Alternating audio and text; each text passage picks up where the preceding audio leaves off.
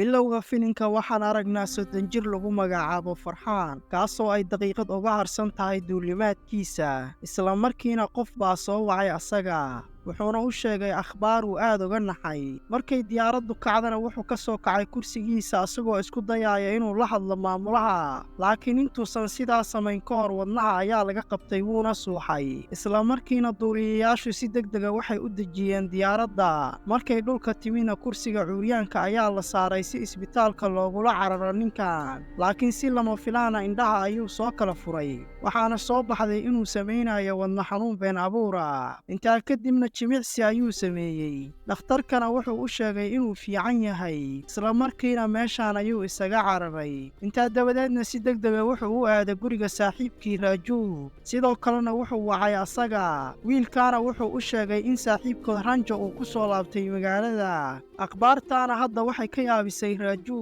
isla markiina si degdega ayuu shaarkiisa u soo xirtay kadibna asagoo kabihiisa gacanta ku wata ayuu bannaanka soo aaday markuu la kulmay saaxiibkiina Farxaan ayaa asaga xasuusiyay inuu soo hilmaamay surwaalkiisa labadoodana hadda arrintaa waxdana kamaysan lahayn sababtoo ah wax walba waxaa kala qiimo badnaa inay la midoobaan saaxiibkood Ranjo kolleejkoodii hore markay aadeenna meesha waxay kula kulmeen Jaatuur kaasoo ahaa arday ay xifaaltami jireen asaguna wuxuu ahaa nin qallafsan oo kibir badan xilli horena Jaatuur wuxuu sharad la galay Farxaan iyo asxaabtiisa markay jaamacadda wada dhiganayeen waxayna go'aansadeen 10 sano kadib 5 Sebtembar inay wada kulmaan xilligaana ay arkaan cidda guulaha ugu badan gaartay haddana ayaga oo dhan way iska hilmaameen sharadka marka laga reebo Jaatuur kaasoo hadda xasuustay wax kaste wuxuuna shaaca ka qaaday inuu yahay maamula ku-xigeenka shirkad weyn iyo milyaneer jeebkiisu buuxo Farxaan iyo saaxiibkiina waxdana kamaysan lahayn guulihiisa kaliyana waxay rabeen inay la kulmaan saaxiibkood Ranjo haddana waxaa soo baxday Ranjo markii ay kuleejka dhammeeyeen inuusan dib ula soo xiriirin asxaabtiisa ilaa ay raadintiisa ku daaleen sidoo kalena hadda waxay garaaceen Jaatuur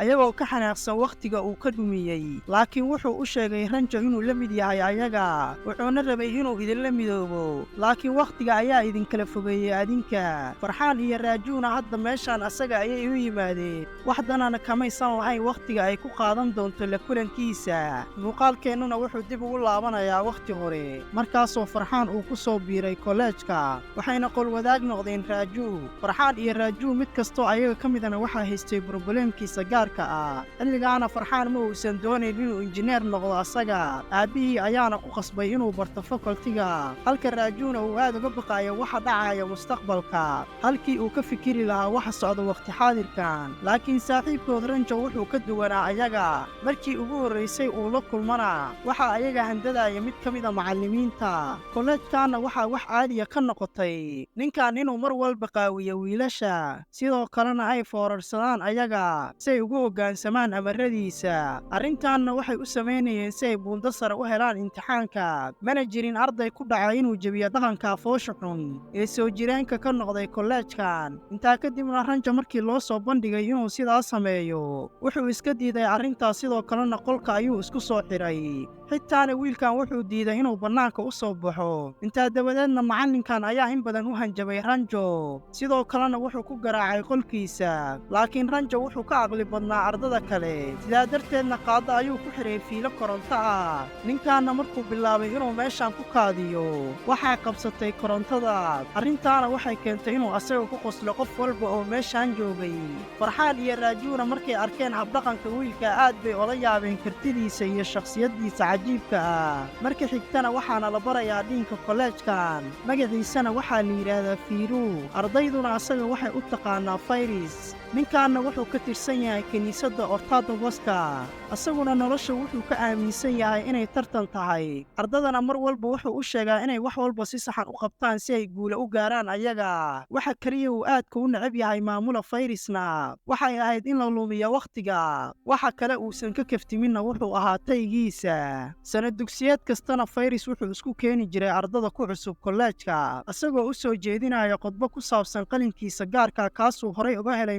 macallinkiisa wuxuuna meeshaan ka sheegay qalinkan cirfiidka inuu sameeyey saynisyahan kadib sannado badan oo cilmi baaris uu waday si uu awoodo inuu cirka wax ku qoro. aniguna weli waxaan sugayaa ardaygii cajiibka oo aan siin lahaa qalinkan, laakiin 20 sano oo aan shaqaynayo weli ma arkin arday buuxiya shuruudaha aan ka rabo si aan u siiyo qalinkan. dufcad kasta oo ku soo biiraysa kolleejkaanna sidaan ayuu ugu khudbeeyaa Fayris. hadda ka horna weligii arrintan qofna su'aalo kamuusan weydiinin asaga, laakiin markaan Ranjo ayaa weydiiya sababta cirbixiyaanadu aysan u isticmaalin qalinkan. Fayrisna hadda wuxuu la yaabay su'aasha, wiilkaanna wuxuu ugu jawaabay su'aashiisa inuu mar kale uga jawaabi doono asaga. Ranjana markuu meeshaan isaga tagay wuxuu waddada kula kulmay Millimeter, kaasoo ahaa arday ka shaqeeya kolleejka. haddana Ranjo wiilka wuxuu ku ammaanay su'aashiisa, isla markiina Ranjo wiilka lacag ayuu siiyey si uu ugu soo gato yunifoomka iskoolka, wuxuuna kula taliya fasal kasta oo ka mid ah iskoolkan inuu galo asagoo la mida ardada kale. Farxaanna mar walba wiilka wuu u naxariisan jiray, halka Raajuuna uu dhibi jiray. fasalkana Ranjo ma ahayn sida ardada kale mid la dhacsan barofesoorka, mar walbana su'aalo adag ayuu weydiin jiray asaga, sababtoo ah wuxuu jeclaa inuu barto injineerinka. laakiin macallimiinta mar walba si qaldan ayay u fahmi jireen asaga, bannaanka ayayna xiisadda uga saari jireen. laakiin Ranjo wuxuu geli jiray fasal kale si uu xiisadda oola qaato, sidaana wiilkan kuma heli doono wax diblooma ah.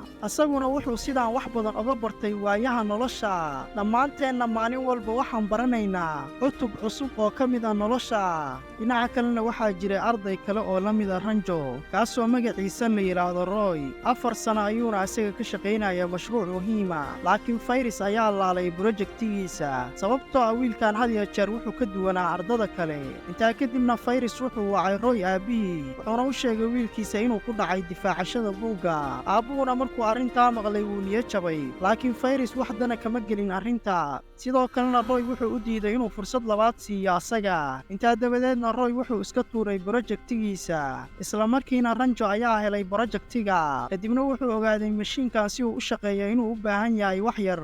isbuucii xigana wuxuu ka shaqaynaya mashruuca. intaa dabadeedna wuu dhammaystiray, isla markiina wuxuu duuliyay daroonta asagoo geynaya daaqadda qolka Roy. markay meydkiisa meesha ku arkeenna si degdeg ah ayay goobta u yimaadeen. muddo kadib duugta wiilkaana Ranjo Fayris wuxuu u sheegay dhimashada Roy inay sabab u tahay cadaadiska daran ay macallimiinta ku hayaan ardada. isla markiina maamulaha wuxuu asaga u kaxeeyay xafiiska. intaa kadibna wuxuu warqad u qoray Raaju iyo Farxaan waalidiintood, asagoo u sheegaya Ranjo inuu saamayn xun ku leeyahay carruurtooda, asaga ayayna ka amar qaataan. maalintii xigtana Farxaan aabbihii wuxuu u yeeray Ranjo, wuxuuna u sheegay inuu isaga fogaado wiilkiisa. isla markiina Ranjo waxba kama soo qaadin hadalkiisa, wuxuuna bilaabay inuu ku mashquulo sawir derbiga ku dhegganaa. haddana waxaa u soo baxday Farxaan inuu rabo inuu noqdo sawirqaade, laakiin kuliyadda injineerinka wuxuu u baranaya aabbihii dartii. haddana Ranjo wuxuu isku dayaya inuu arrintan ka dhaadhiciyo aabbaha Farxaan, balse aabbuhu wuxuu ku adkaystay arrinta, sababtoo ah aabbahan wuxuu aaminsanaa inuu asaga yaqaano waxa u wanaagsan wiilkiisa. intaa dabadeedna waxay aadeen guriga Raaju. meeshaanna waxay ka ogaadeen qoyskan inay ku nool yihiin nolol fakhriya, sababtoo aabbaha qoyskan curyaan ayuu ahaa,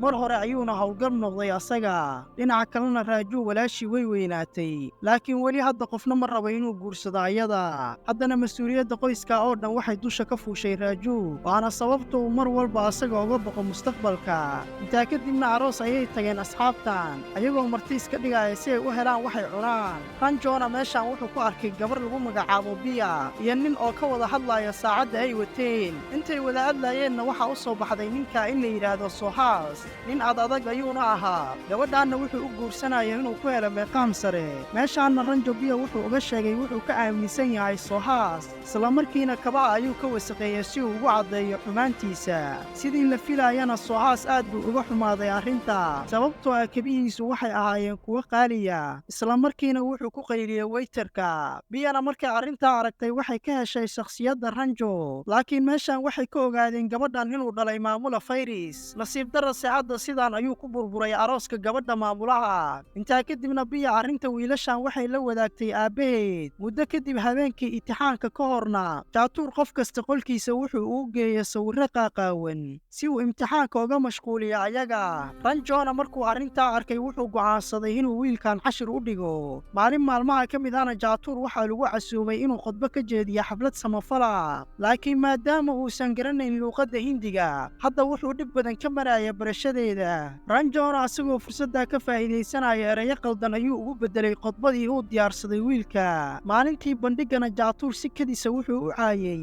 madaxdii ka soo qayb gashay xafladda. Markuu ku fashilmay dadka hortoodana Jaatuur aad buu u xanaaqay.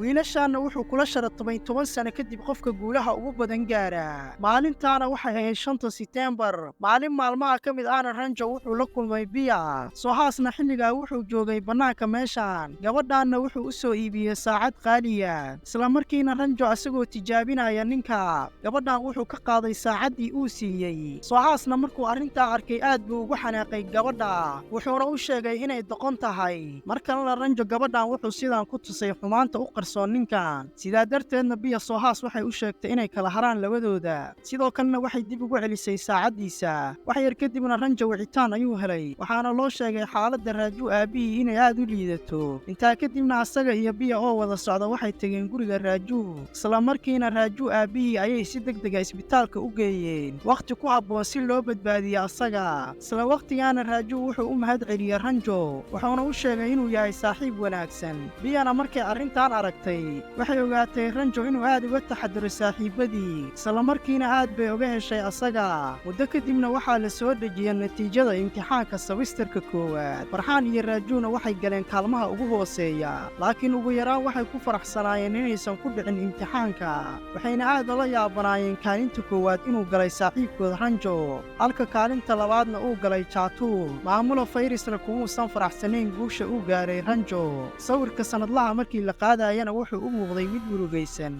ardada kaalmaha galana waxay dhinacyada ka fadhiyeen maamulaha. markaan ku soo laabanno waqti xaadirkaanna, Raaju iyo Farxaan waxay gaareen goob kale ayagoo uu la socdo Jaatuur si ay ula kulmaan saaxiibkood. ugu dambayntiina waxay tageen gurigiisa. isla markiina meesha waxay ka ogaadeen Ranjo aabbihii inuu dhintay subaxda. qof kasta oo meeshaan joogana hadda wuu murugaysnaa. markay ninkaas soo jeediyeenna waxay ogaadeen Ranjahan inuu yahay qof kale uusan ahayn saaxiibkood. xitaana sawirka qalinjabinta markay fiiriyaan wuxuu ahaa qof kale. intaa kadibna waxay dib ugu soo laabteen maqaayadda si ay uga fikiraan waxa xiga oo ay samayn lahaayeen. intay wada hadlaayeenna Jaatuur meeshaan wuxuu ayaga ku tusay sawirka saynisyahan lagu magacaabo Wandu, kaasoo uu rabo in heshiis qaaliya uu la galo kambanigiisa isbuuca soo socda. laakiin labadan wiil waxba kamaysan soo qaadin arrinta. sawirkaasna waxay ka dhex arkeen saaxiibkood Ranjo. isla markiina waxay u soo laabteen ninkii uu aabbihii dhintay, ayagoo weydiinaya sababtuu u xaday aqoonsiyada Ranjo iyo meesha uu hadda jooga ninka. intaa kadibna qori ayuu ula soo baxay ninkaas si uu u cabsi geliyo ayaga. Jaatuurna maadaama uu fulay ahaa meeshaan ayuu isaga cararay, halka Farxaan iyo Raajuna ay sii adkaysteen. ninkaanna waxay u sheegeen inay aabbihii dambaskiisa ku shubi doonaan musqusha hadduusan runta u sheegin ayaga. ninkaanna ugu dambayntii wuxuu ayaga u sheegay inuu asaga yahay Ranjaha dhabta. wiilkii aad kolleejka isla dhigan jirteenna waxaa dhalay nin beeraley ah, magaciisa saxdaana waxaa la yidhaahdaa Jood. carruurnimadeennina wuxuu iiga shaqayn jiray layliga waxbarashada. markii uu aabbahay arrintaa ogaadana, Jood wuxuu ku dhiirigeliyey inuu hawshaas sii wado, sababtoo ah wiilkaa wuxuu rabay inuu wax barto, halka anigana aan rabay inaan helo shahaadada digriiga. qalinjabinta kadibna waxaan soo ceshtay magacayga, sababtoo ah arrintaa horay ayaa loogu heshiiyey. sidoo kalena wuxuu ila wadaagay inaan arrintiisa cidna u sheegin. Farxaan iyo Raajuna markay ogaadeen adreeska saaxiibkood, waxay isaga tageen meeshaan si ay mar kale u raadiyaan asaga. markaan dib u laabannona, sanad dugsiyeedkii ugu dambeeyey ee kolleejka, ardadu aad bay u walaacsanaayeen, sababtoo ah 2 bilood gudahood waxay ku qabanayeen howlo badan. markii uu khudbada jeedinaya Fayrisna, wuxuu aad u caaya Farxaan iyo Raaju, asagoo ku sheegaya inaysan weligood qaban howl quman. sidoo kalena wuxuu ugu yeeray inay losers yihiin, aad buuna ugu maadaystay ayaga. habeenkaasna 3 saaxiib way cabeen, maadaama ay aad uga xanaaqeen arrinta. markay sakhraameenna Ranjo boorsada Farxaan wuxuu kala soo baxay warqad uu ku qoran yahay fotogaraafarka uu ku daydo. sidoo kalena Raaju wuxuu ku tilmaamay inuu fulay yahay, si joogtaana uu uga walwalo mustaqbalka. Raaju iyo Farxaanna meeshaan waxay ka ballan qaadeen inay samayn doonaan wax kasta oo ayaga ku amro hadduu Ranjo uu jacaylkiisa u sheegto Biya. intaa kadibna waxay aadeen guriga Fayris, waxayna daaqadda ka galeen qolka Biya biya. Ranjona meeshaan wuxuu ku arkay gabadha oo hurdaysa, isla markiina wuxuu u sheegtay jacaylkiisa. Waxaana soo baxday qofka uu la hadlayay inay tahay biya walaasheed oo uur leh, taasoo la yidhaahdo Mona. Gabdhuhuna waxay la dhaceen soo jeedintiisa, laakiin isla markiiba Fayris ayaa soo kacay, wuxuuna arkay gurigiisa hortiisa oo ay kaadi taallo. Isla waqtigaana goobtaa wuxuu ku arkay Raaju. Saddexdan saaxiibna maadaama ay cabsanaayeen habeenkaa waxay saaxdeen galaaska. Dhowr saacadood kadib markay soo kaceenna waxay arkeen ardadii oo wax ku baranaysa galaaska. Isla markiina Fayris markuu ogaaday weli Raaju inuu sakhraansan yahay. Intaa kadibna maamulaha xafiiska ayuu ugu yeeray Raaju. Isla waqtigaana wuxuu u sheegay inuu kolleejka ka ceyriyey asaga. Raajuna hadda wuxuu bilaabay inuu maamulaha ka baryo inuu asaga siiyo jaanis labaad, laakiin Fayris ayaa iska indho tiray. Sidoo kalena wiilkan meeshaan wuxuu uga tagay asagoo rajabeel ah. Muuqaalkeenna xigana waxaan aragnaa Ranjo iyo Farxaan oo u ordaya isbitaalka. Nasiib wanaagna saaxiibkood wuu badbaaday, laakiin wuxuu galay xaalad kooma ah. biyana maadaama ay dhakhtarad ahayd waxay ayaga u sheegtay Raaju inuu arki karo sidoo kalena uu maqli karo ayaga, waana inaad farxad dareentaan sidoo kalena aad dhiirigelisaan si uu si degdega ugu soo kabsado. bilowgii maalintaana Raaju iyo Farxaan waxay sameeyeen wax kasta oo ay awoodeen si ay u soo kiciyaan saaxiibkood. xaflad ayayna u dhigaan ayagoo u sheegaya akhbaar been abuura si ay u farxad geliyaan asaga. xitaana hooyadii waxay u soo gadeen dharkii ay jeclayd ayada. intaa kadibna waxay u sheegeen in la joojiyo cayrintiisa,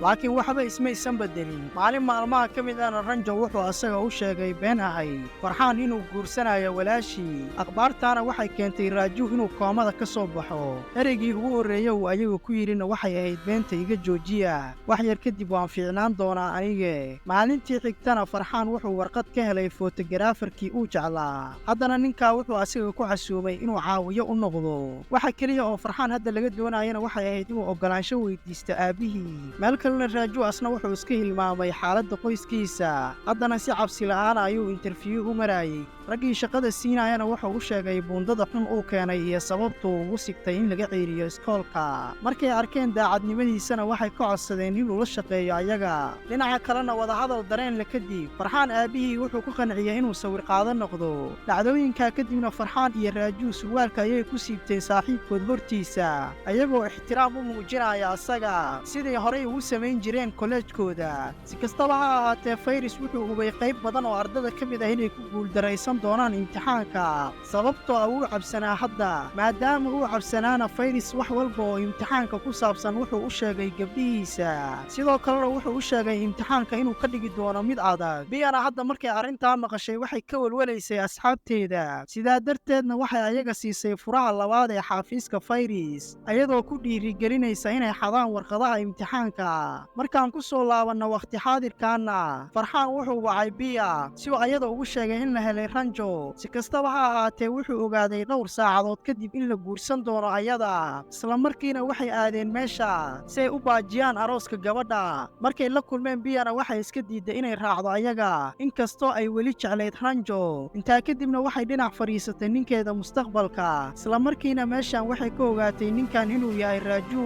taasoo hadda soo xirtay dharka arooska si uu ayada ugu qanciyo arrintan. intaa dabadeedna labadooda meeshaan ayay isaga carareen ayagoo ay daawanayaan martida oo dhan. goob kalena habeenkii imtixaanka ka hor Farxaan iyo Ranjo waxay isku dayeen inay xadaan warqadaha imtixaanka.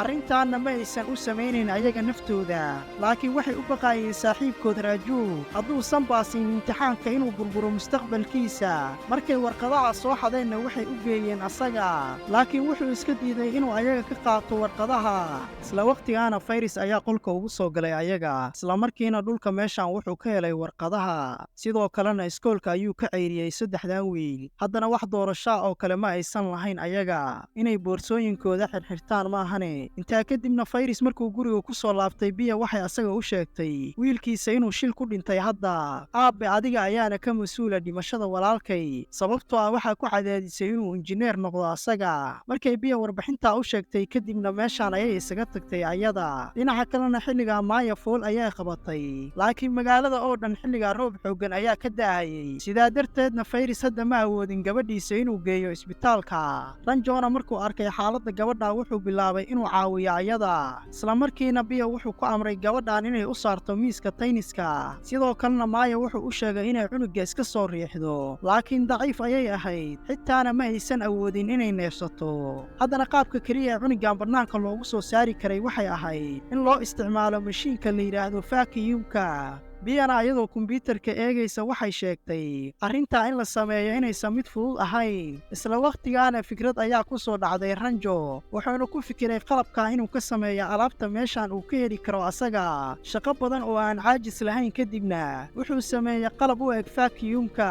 ayagoo qalabkaa isticmaalayana ugu dambayntii monika waxay dhashay cunug qurux badan. daqiiqad kadib dhalashadiisana cunuga wuu ooyey. intaa kadibna ranjo wuxuu damcay inuu meeshaan isaga tago, laakiin fayris ayaa istaajiyey, wuxuuna siiyey qalinkiisii qaaliga ahaa. sidoo kalena wuxuu u sheegay inuu yahay arday aqli badan. intaa dabadeedna wuxuu uga jawaabay su'aashii uu hadda ka hor weydiiyey, asagoo u sheegaya qalinkan inuusan wax faa'iida u lahayn cirbixiyeennada, sababtoo ah hadday isticmaalaan khatar ayay geli doonaan ayaga. dhammaadkii habeenkaana fayris wuxuu iska cafiyey ardadan, wuxuuna u oggolaaday ranjo iyo asxaabtiisa inay ka qayb galaan imtixaanka finaalka. muuqaalkeenna xigana waxaan aragnaa ardada oo jebinaysa. ranjana mar kale wuxuu galay kaalinta koowaad ee fasalka. intay socotay xafladdana tagsi ayuu meeshan ka raacay.